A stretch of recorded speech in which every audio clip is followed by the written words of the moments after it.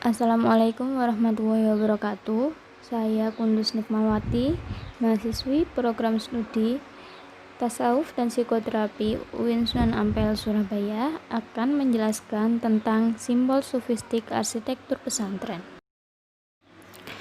Prinsip Islam dalam arsitektur pesantren. Yang pertama yaitu prinsip peringatan kepada Tuhan. Melalui berbagai firman Allah, banyak mengingatkan kita untuk lebih banyak berkontemplasi, merenungi ciptaannya di alam ini. Melalui berbagai ayat Al-Quran, Allah banyak mengajak kita untuk merenungi penciptaan alam dan mengambil pelajaran dari makhluk ciptaannya. Perancangan bangunan dan perkotaan haruslah berusaha mendekatkan penghuninya dengan suasana yang lebih alami dan dekat dengan alam. Makhluk ciptaan Allah seperti pepohonan, rumput, dan bunga haruslah mendominasi sebuah perancangan bangunan. Selain itu, elemen alam seperti cahaya matahari, aliran udara, suara-suara alam, dan gemericik air perlu diintegrasikan ke dalam bangunan. Yang kedua yaitu prinsip pengingat pada ibadah dan perjuangan. Islam merupakan agama yang sangat berbeda dengan agama lain karena tidak hanya mengatur hubungan antara manusia dengan Tuhannya, namun juga mengatur bagaimana hubungannya sesama manusia dalam konteks hubungan dengan Tuhannya. Secara teoritis dan praktis, prinsip ini cukup kompleks karena ia tidak hanya berbicara tentang aspek ibadah saja, namun juga berbicara mengenai muamalat dan perjuangan perbaikan kepada manusia. Hal ini terjadi karena konsep ibadah dalam Islam menyatu dengan keseharian kehidupan Muslim itu sendiri. Yang ketiga yaitu prinsip pengingat pada kehidupan setelah kematian. Prinsip ini adalah prinsip yang sangat penting namun sering dilupakan oleh banyak orang. Kematian dan kehidupan setelah mati dalam Islam seringkali sebagai seorang manusia kita dilenakan dengan kesibukan di dunia ini, lalu melupakan bahwa kita akan mati. Dalam prinsip keimanan Islam dinyatakan bahwa setelah kematian setiap orang akan mendapatkan balasan dari perbuatannya di dunia. Dalam berbagai ayat banyak mengingatkan manusia untuk mempersiapkan bekal bagi menghadapi kehidupan setelah mati dengan memperbanyak amalan di dunia ini. Yang keempat yaitu prinsip pengingatan akan kerendahan hati. Dalam dunia arsitektur, prinsip ini membawa implikasi yang sangat besar. Ia berbicara tentang bagaimana seharusnya kita meletakkan dan menyusun masa bangunan dalam konteks lingkungannya. Ukuran bangunan sebagaimana kita belajar dari penampilan Rasulullah tadi, tidak seharusnya berdiri terlalu besar secara kontras dibandingkan dengan bangunan sekitarnya. Pemilihan bahan dan material terlalu mewah yang akhirnya akan banyak menghabiskan uang untuk perawatannya. Elemen dalam arsitektur Islam. Yang pertama yaitu kubah. Sebuah elemen yang hampir terdapat pada bangunan bernafaskan Islam adalah kubah. Dengan kubah berbentuk melingkar, langit-langit berkubah biasanya membatasi bangunan berbentuk persegi. Pada umumnya, kubah di bagian luar tulisan polos dengan finish ornamen dari bahan keramik atau batu marmer. Sedangkan untuk langit-langit kubah pada interiornya lebih mewah dengan berbagai hiasan mozaik, kaligrafi 3 dimensi atau bahkan stalaktit.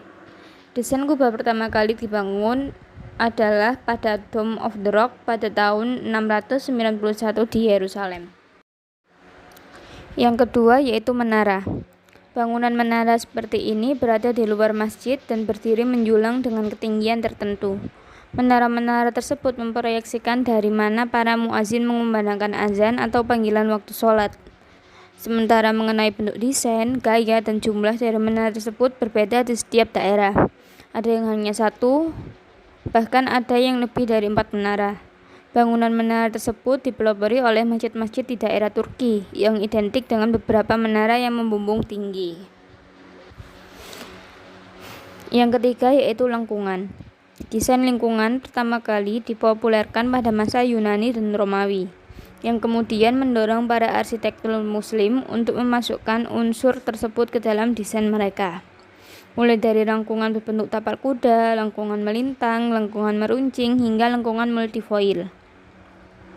Dimasukkannya lengkungan sebagai motif arsitektur Islam merupakan hal yang sangat baik dalam segi fungsional dan dekoratif. Selain itu, lengkungan menunjukkan kejayaan Muslim dalam bidang geometri dan hukum keseimbangan statis. yang menggambarkan di mana kekuatan yang diberikan pada setiap objek tersebut adalah seimbang. Lengkungan juga melambangkan bentuk bulat dari alam semesta bagi pada mu'alaf. Yang keempat yaitu pola ornamen. Dalam bangunan penggunaan gambar manusia dan hewan pada struktur muslim tidak diizinkan. Oleh karenanya, para desainer muslim berlomba-lomba untuk menciptakan perpaduan warna dan juga pola geometrik yang rumit sebagai dekorasi interior bangunan Islami. Bentuk-bentuk ornamen seperti geometris dan Arab yang tak kalah indah.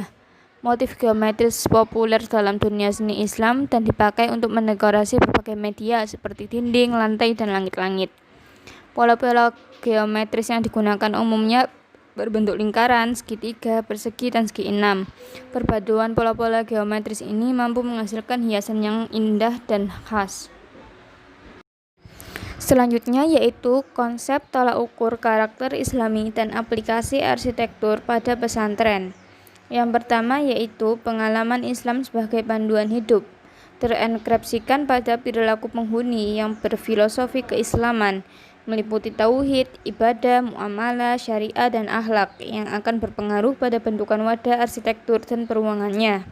Yang kedua yaitu pentingnya orientasi pada Ka'bah dan kiblat yang berdampak pada fungsi ruang ibadah sebagai ruang sholat dan penataan layout interior ruang tidur dan ruang lainnya.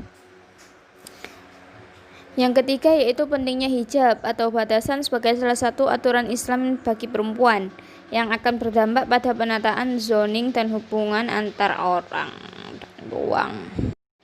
Yang keempat yaitu pentingnya interior yang mendukung penerapan konsep arsitektur Islam dalam bangunan. Yang kelima yaitu seni hias Islami adalah seni hias yang tidak ada unsur syiriknya seperti hiasan floris, geometris, dan kaligrafis. Yang keenam yaitu nilai-nilai keislaman yang berfungsi untuk melindungi jiwa, harta, keturunan, dan agama.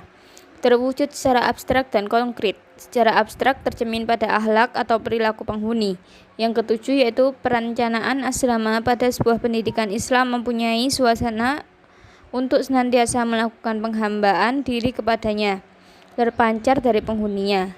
Kalau dianalogikan dengan asrama yang mengelola para santri, maka idealnya bangunan asrama mampu memanfaatkan ruang-ruang sebagai fasilitas untuk menempa seluruh anggota asrama agar menjadi muslim atau muslimah yang sadar Islam.